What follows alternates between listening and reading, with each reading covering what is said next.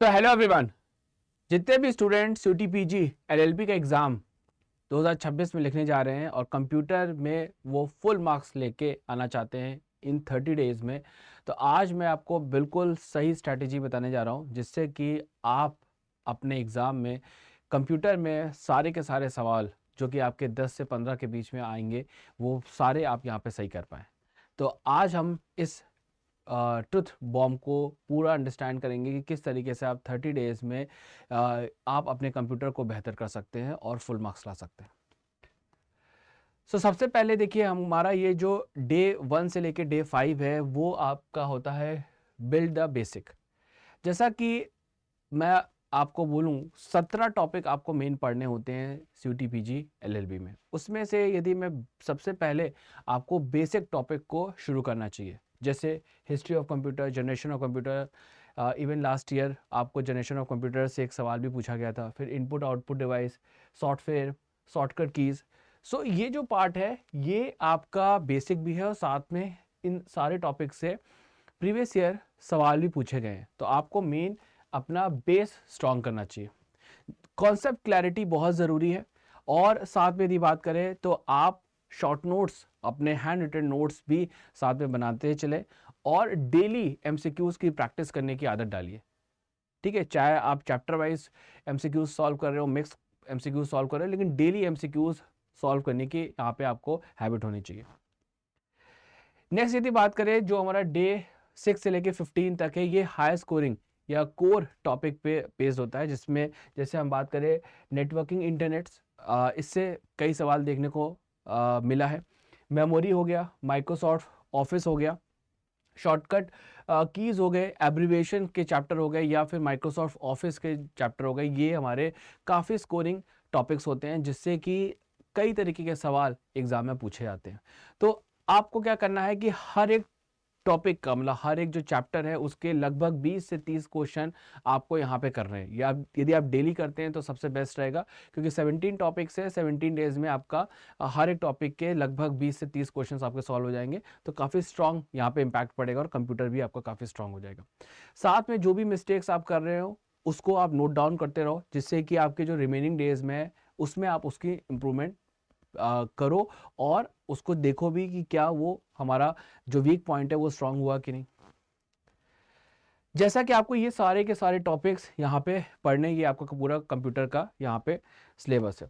इसमें यदि मैं बात करूँ तो आपको जो मोस्ट इंपॉर्टेंट टॉपिक है जो आपको करना ही करना है सब, वो आप देख लो। जैसे आप माइक्रोसॉफ्ट ऑफिस, ठीक है, ये आपको इससे सवाल देखने को एग्जाम में मिलेंगे ही मिलेंगे। इसके अलावा यदि हम बात करें तो आपको यहाँ पे शॉर्टकट कीज़ और फुल फॉर्म, इन दोनों टॉपिक से सवाल इस बार ज़रूर देखने को मिलेंगे। इसके अलावा यदि हम बात करें तो आपका इंटरनेट और जो नेटवर्किंग है इससे भी आपको सवाल इस बार ज़रूर देखने को मिलेंगे। और यहाँ पे हार्डवेयर एंड सॉफ्टवेयर, ये वाले पार्ट से भी आपको सवाल देखने को ही मिलेंगे। तो ये कुछ टॉपिक हैं जो कि आपके काफ़ी सवाल को यहाँ पे कवर करेगा। वैसे आपको सारे के सारे टॉपिक को इन 30 डेज में कवर करना है।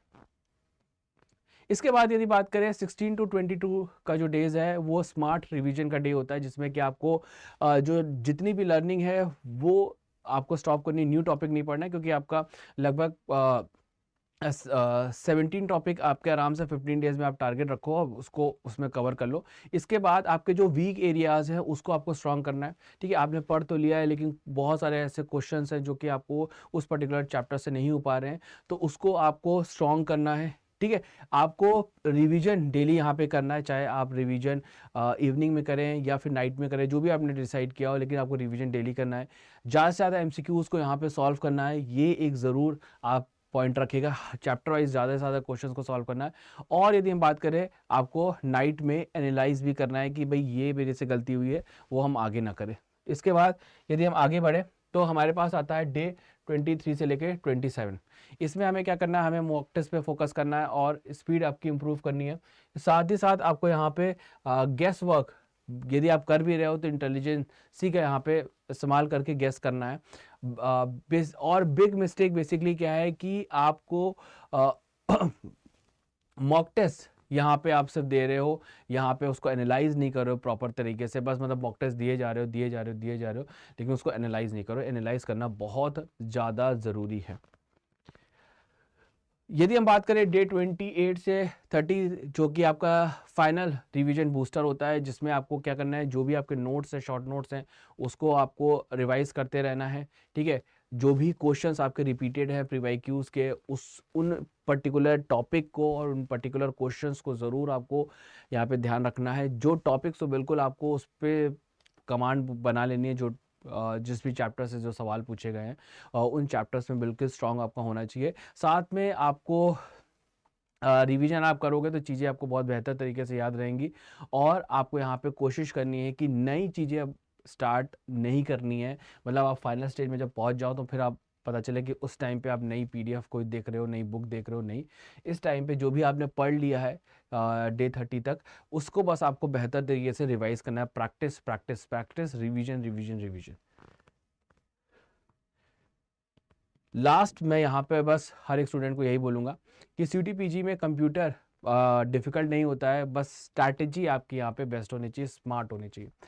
तो यहाँ पे 30 डेज़ में आपको सारे के सारे जो टॉपिक्स हैं 17, उसको आपको यहाँ पे कवर करना है।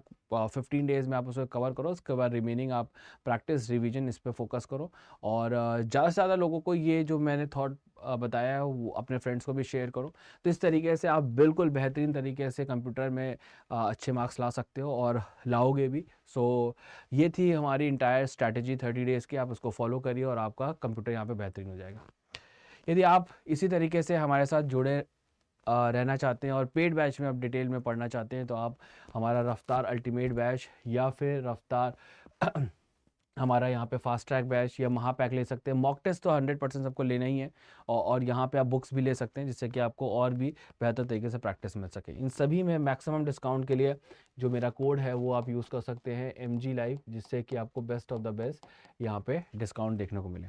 और टेलीग्राम ज़रूर ज्वाइन कर लीजिएगा QR कोड को स्कैन करके, जिससे कि आपको हर तरीके का PDF अपडेट्स और वीडियोस, लेटेस्ट अपडेट्स, और आप हम मुझसे इंटरेक्ट भी कर सकें।